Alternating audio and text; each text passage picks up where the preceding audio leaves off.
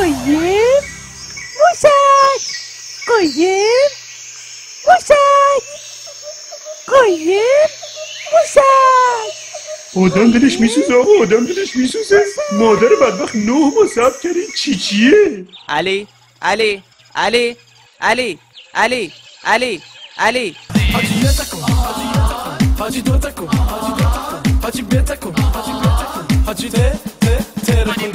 علی علی علی علی علی دارم آرش بی تو من تنهایم گوشت با من باشه تو رو دوست دارم.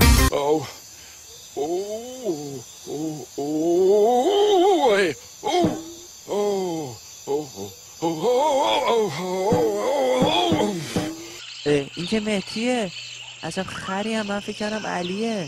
مهدی مهدی مهدی دروازه پایان توی دروازه کریم باقری است تو دروازه استرالیا که باز ایران. بگو منو کم داری بگو بگو کمی غم داری بگو منو کم داری بگو کمی غم. با من به سرم بودی سوار ترید ناصر خله. آره همونه. خب محمدمون گفت تو این سرما عجبی چرا قرمز مونده. این ناصر کرپ شد.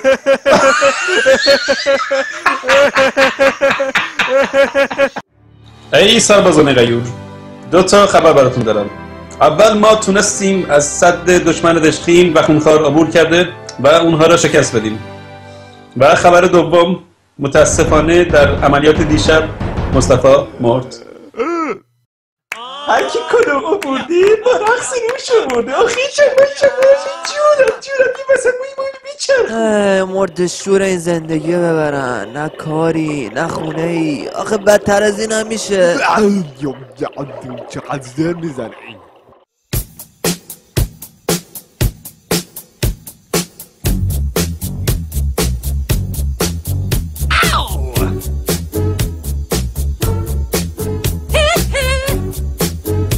دهنو واکن گالره واکن بینم چی خورده ای تو. وای وای دندونات خیلی خرابه. چیکار کردی تو؟ مسواک نمیزنی؟ سر میکنه دکتر. بود چه میده؟ واسه واسه فقط موز میخوری تو؟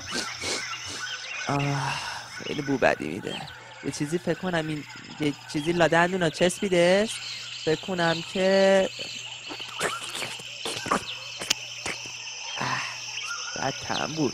موز نمیخوری تو. شکلات هم فکر کنم میخوام. سرم گیج میره. خیلی سرم گیج.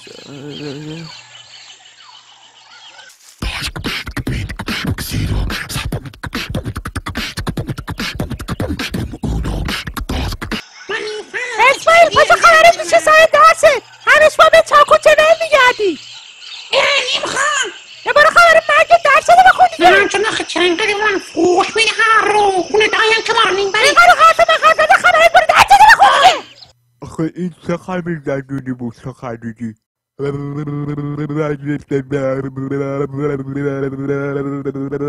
دل هوسه نغمه و صحرا. یه پایین میگم. یه پایین